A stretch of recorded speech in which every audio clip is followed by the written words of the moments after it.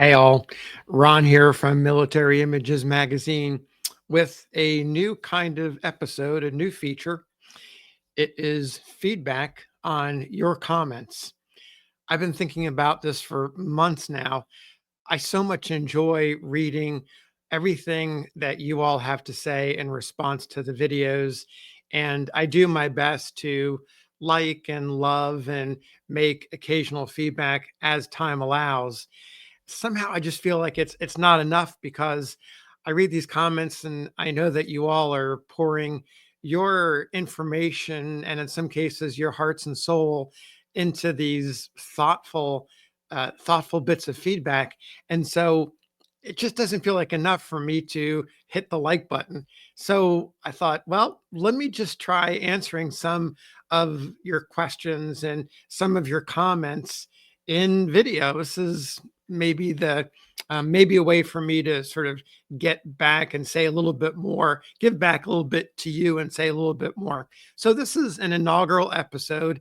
It's an experiment, and what I'm going to try to do is based upon your feedback to this feedback um, video. We'll see how future episodes go. So I'm thinking of this as an experiment, and underneath it all is really desire to make sure that you all are being heard and your comments are being acknowledged, sometimes in a more thoughtful way that they deserve.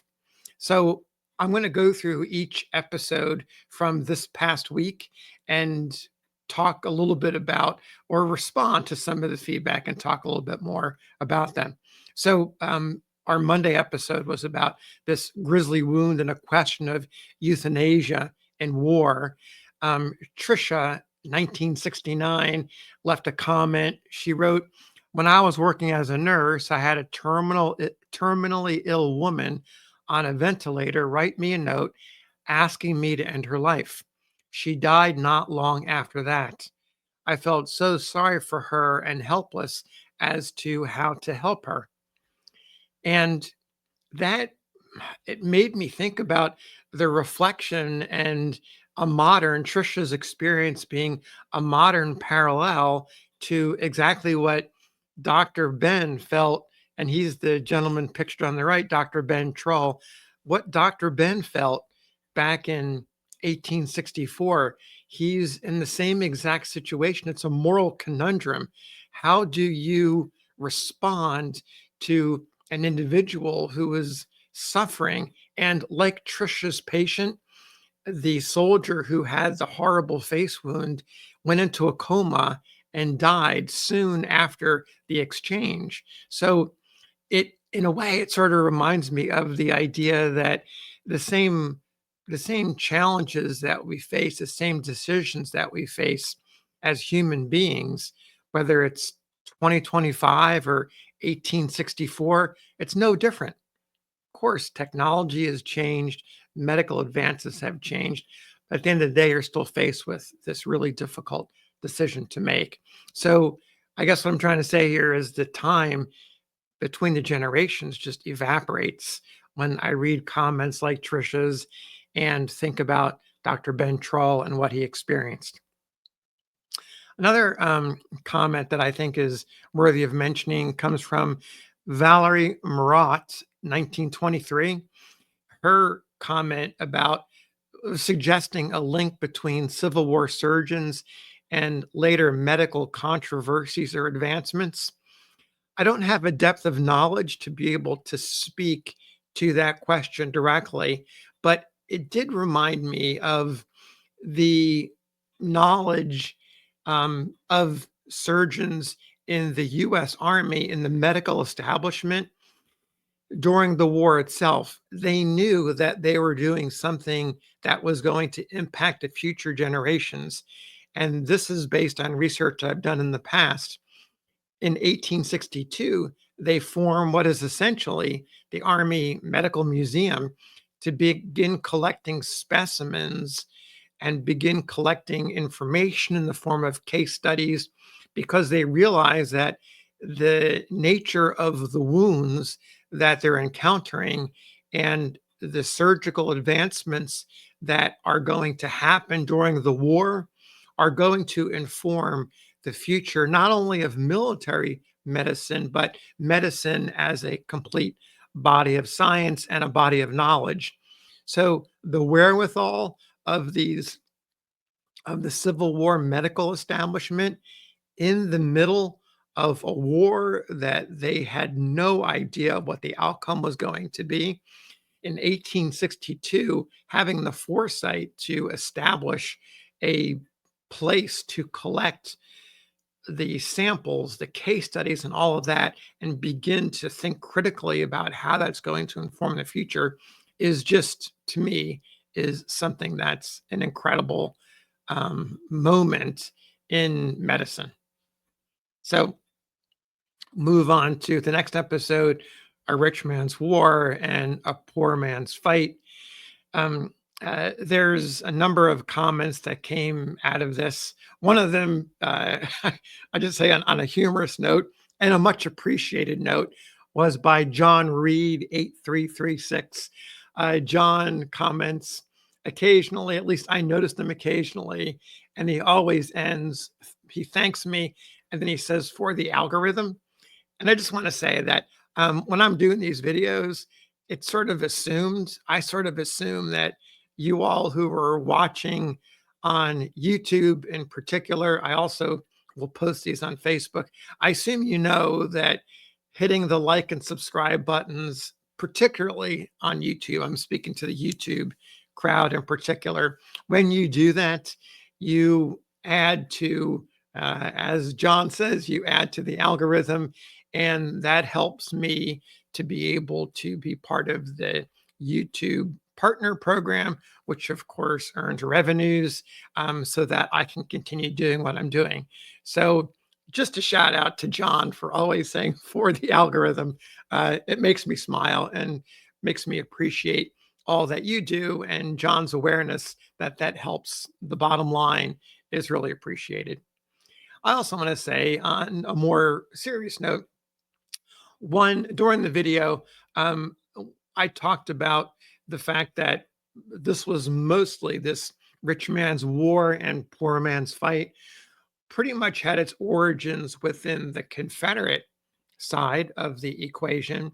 And the newspaper essays that I quoted are definitely Southern centered and Southern origins. During that, at the outset of the video, I made a comment about the Northern equivalent, and I made a comment to about draft evaders and riots and all those sorts of things, and how some of the substitution programs in the North gave a way out for the wealthy folks in the North not to have to serve. I certainly wasn't making a suggestion that that was a replacement for what was going on in the South. But for real, there's definitely some issues that were going on both sides. And so there really isn't a connection between the Confederate substitution system and what was going on in the North that's connected to Northern substitutions and the draft riots. They're two very separate items. And again, I wasn't attempting to make a connection between the two. I was just recognizing that in the North, there were other ways for folks of financial means to avoid having to serve. I'll also add that on both sides, you will find individuals who came from wealthy families that did serve. And I'm going to be mindful of this as I'm going along and doing future episodes. I'll keep an eye out for such individuals, and I'll call them out on occasion when it is appropriate. The third example, our third episode of the week, was He Vowed to Leave His Bones on Virginia's Sacred Soil. It's a story of Charles de Social, or Choiseul, or Choiseul. My pronunciation drew some comments. Just so everybody knows, when I come across a pronunciation that I think is going to give me trouble, I will go on YouTube and I'll look up the pronunciation just to make sure that I have it right. I learned this a long time ago. One of my first a real physical speaking engagement before a Civil War roundtable. I pronounced the a town of Cairo. I pronounced it Cairo in Illinois, and of course, drew comments from the crowd. And ever since then, before I go into whether it's a live talk or doing a video on YouTube, if I have a question, I'll look it up. Sometimes I feel so confident that I know the spelling when ultimately it turns out to be wrong. And I don't look it up. So sometimes I stumble, but I'm trying to get better on that. However, another comment was from Carrie West V8M. And he said, "Are you what they call a lexiconist?" And he said, "I reckon I have the right terminology." I looked up the term lexiconist, and it is informal and studies or suggests that someone who loves words, studies vocabulary or language, or creates or curates lexicons, dictionaries, or word lists. The more formal words are linguist, philologist, or more informally, a word nerd, I guess. Yeah, I am. I'm a word nerd.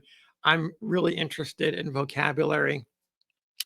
I haven't made it a particular study, but the origins for me go back to my time when I first started writing Civil War portrait profiles, or I should say, stories based on photographs that were in my collection and later from others' collections, both private and public.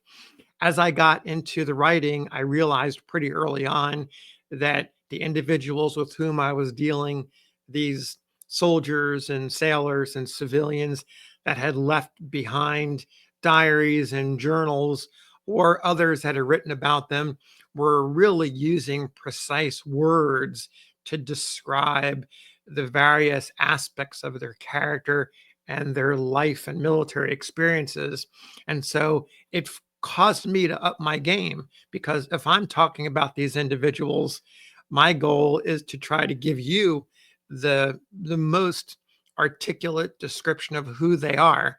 I'm not really part of the equation. I'm trying to tell you their story, and I'm trying to give you the flavor of who they are and what they did while they were in the Civil War. So eventually, over time, I just became more and more interested in making sure that I was using the right words in the right order to be able to capture their experience. Fourth episode of the week, remembering Richmond during the glory days of 1861. Was a question about from David Lentz, 1946, and also Martin Brown, 9748, raising the issue of slavery's omission in the narrative. I think it's pretty common. Sally Ann Brock, who was the author who wrote the book in 1867, from which I was reading a passage, it's fairly common not to mention slavery. That happens on both the North and the South, unless they are specifically talking about slavery. I find that it tends not to be mentioned, or when it is mentioned, it could be mentioned in derogatory terms. In this particular case, I did not find a passage in that description where she was talking about slavery. I'm pretty good about calling out slavery when it is part of the narrative. And so in the moment, I'm trying to capture Sally Ann Brock's thoughts and what she's writing about. I don't necessarily want to spin it in one direction or another. I'm just letting you hear her words. And I think that sometimes that can be challenging, because I realize I'm only giving you a snippet in time. I'm giving you part of Sally Ann Brock's experience, one individual's experience. In this case, a white woman who was talking about her wartime experience in Richmond. And she's talking about it 2 years after the war is over. She is in economic straits. She's trying to make a living, and she's writing to make that living. So larger questions that we might talk about in future episodes. Who's the audience? Who was Sally Ann writing for? She was writing to make money. We know that. What audience was she writing for? And how did those choices that she made inform her writing? And so all of those begin to get rather complicated. Not to mention, how did she really feel about slavery and the plight of enslaved people? These are all questions that we can dig into in future episodes through perhaps Sally Ann, perhaps other individuals. Last episode of the week, a unique document reveals the price one Sharpsburg citizen paid for the Battle of Antietam. There were several comments about handling the document and how you should handle those documents. Several folks suggesting I should be wearing white gloves. This is a really difficult one for me because my approach is do no harm. We're caretakers of these documents, and so we have to protect them as much as possible. When I handle them, I typically don't wear gloves, but I do wash my hands carefully before handling them. One of my concerns about wearing cotton gloves is that the gloves actually can be can be abrasive, and so even though they're smooth, I'm careful. I don't want to cause any abrasion or challenge to the documents. I also realize that I have oils on my just part of our human bodies that can damage documents. On the flip side, these documents, at least the ones that I'm normally coming in contact with, which are Civil War paper photographs, albumin paper photographs, the contents of that paper is non-acidic. We're in that era and time before chemicals were being heavily added to paper. So you're getting very natural paper, also paper that has withstood the elements for 160 plus years. So I sort of go into it with some kind of confidence that this paper is holding up pretty well. At the same time, I keep them all very carefully protected. I use um, uh, acid-free um, uh, plastic to be able to protect all of the documents. It's uh, uh, acid-free plastics that have past tests, so they don't introduce any chemicals to them. I keep them out of the light. They are stored in darkness. It's as close to temperature controlled environment as I can come. So I do my best to protect all the documents. Last thing I want to note is a number of folks called out Steve Cowie, the author of the Sharpsburg book. He was absolutely wonderful, and I was delighted to be able to email with him. And I want to read, in closing, I want to read a comment from Cross Train. And Cross Train said, Ron, I was fortunate enough to come across Steve's book 2 to 3 years ago and found it most fascinating read. It is a very detailed telling of the aftermath of battle on a town after the soldiers have gone. It was quite different than almost every other Civil War book I have or have read. It is a great book and is incredibly well researched and detailed for the reader. I recall being maddeningly infuriated by the absolute awful response of the government to work alongside and with these citizens. While I do understand that it had to be a difficult process, it was still infuriating to read of the trials and travails of these families. If I can recall, the last claim paid to descendants of the original claimants was in the 1920s, 2 or 3 generations removed, and paid at the original 1862 evaluation. That's coming from my memory, so it might be slightly blurry, but I do recall that sticking in my mind. And my craw. That's, I think, a very, I appreciate that commentary. And Steve Cowie deserves all the credit in the world for surfacing these stories. I think it's Steve's work that shines a light on the pain and suffering and loss, the material loss of citizens who happened to be in the way of the war during this time in our history. So thanks to Steve again for all of his assistance. Thanks to all of you for your comments. Keep them coming. I read, I I think about them, I ponder them, and now I'm trying to answer them directly, or at least selected comments directly. So thanks for listening, and we'll see you on future episodes. Let me know what you think. Take care.